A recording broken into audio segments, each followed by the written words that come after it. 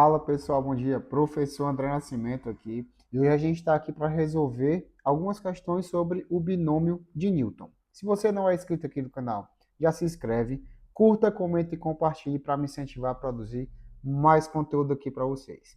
Dito isso, bora pro vídeo. Bom pessoal, aqui a gente tem uma questão da banca da UES e ela fala sobre o binômio de Newton. No desenvolvimento, x vezes 2x mais 1 elevado a 10. O coeficiente de x3 é... Então, nessa questão, ele quer saber qual é o termo que acompanha o x3 nesse desenvolvimento. Percebamos uma coisa, primeiro, que eu não tenho só o desenvolvimento do binômio de Newton. Eu tenho também um termo x que multiplica esse desenvolvimento de Newton. A gente tem que entender que esse termo ele vai elevar o grau dos elementos desse binômio. 2x mais 1 elevado a 10. Então, no desenvolvimento, o termo x, por exemplo, ele vai virar x2. O termo x2, ele vai virar x3. Então, entendendo isso, o meu objetivo vai ser o quê? Encontrar o coeficiente do x2 nesse desenvolvimento. Por quê? Porque quando eu multiplico por x, o grau desse elemento ele se eleva e ele vai virar x3, ok? Então vamos procurar o coeficiente do x2 nesse desenvolvimento. E aí a gente tem que trazer a fórmula do último vídeo, a fórmula do termo geral, né? O termo de índice k mais 1, ele é n, uma combinação de n, k, k, a elevado à subtração, vezes b elevado a k. Isso para um binômio da forma a mais b elevado a k. E aí a gente vai ter aquele mesmo pensamento, porque perceba uma coisa, o primeiro termo, que aqui no meu desenvolvimento é 2x, ele vai ser elevado à subtração dos elementos da combinação. Sabendo já que, né, o cara que vem em cima, ele é o expoente do meu binômio.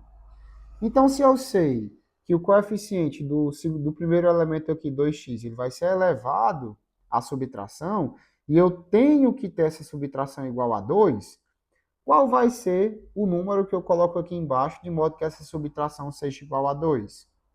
A gente sabe que é 8, porque 10 menos 8 é igual a 2. Descobrindo qual é a combinação que vai gerar esse termo, é só substituir na fórmula, que vai ficar, ó, o primeiro elemento, que é 2x, elevado à subtração, 10 menos 8, 2, vezes o segundo elemento, que é 1, elevado ao número de baixo, que é 8.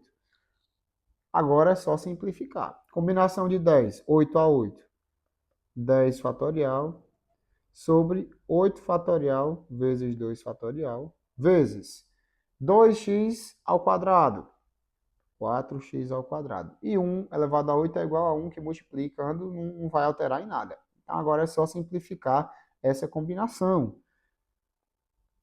10 vezes 9 vezes 8 fatorial, sobre 8 fatorial vezes 2 fatorial. Aí eu posso simplificar esses 8 fatoriais, né? Vezes x ao quadrado.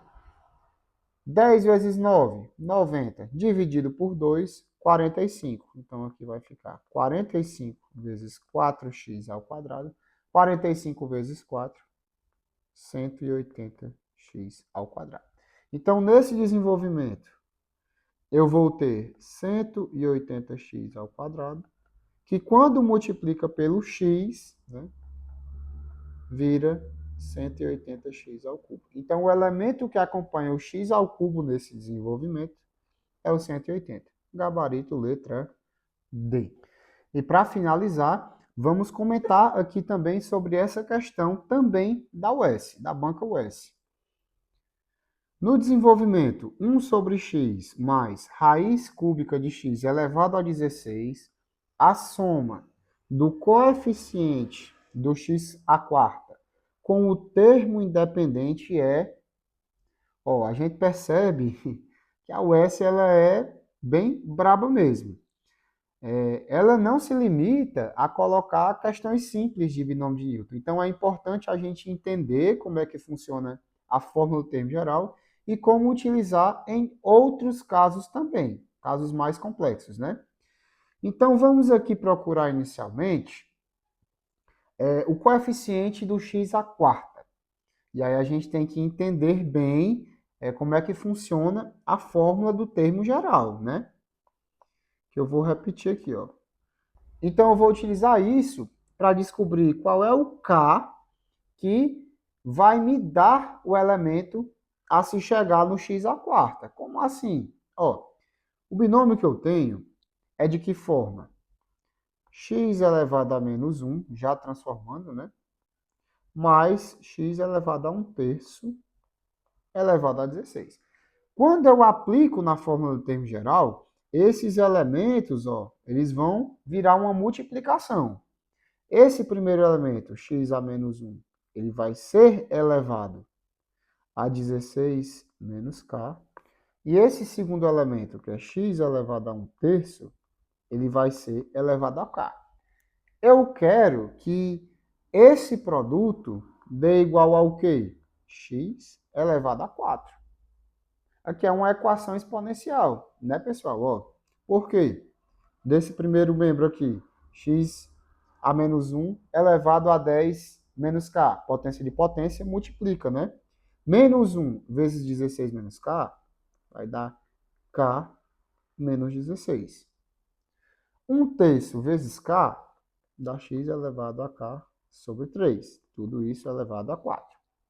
Potência de mesma base, repete a base e soma os expoentes. Então, eu vou ter aqui, ó, x elevado a k menos 16 mais k sobre 3 igual a x à quarta. Se eu tenho bases iguais, significa que os expoentes são iguais.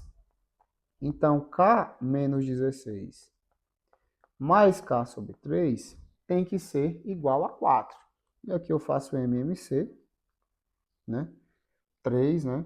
3 vezes k, 3k, menos 3 vezes 16, 48, mais k, igual a 4. Passa o 3 multiplicando, e aí eu vou ter uma equação do primeiro grau. Vamos lá. 3k menos 48 mais k igual a 12. 3k mais k, 4k. 48 mais 12, 60. Passa o 4 dividindo, k igual a 15. Então, eu descobri que o k, nesse desenvolvimento geral, né, do termo geral, ele tem que ser igual a 15 para que eu gere o elemento x à quarta, certo? Então, o coeficiente que vai acompanhar esse x à quarta vai ser quem? Vai ser a combinação de 16 tomados 15 a 15.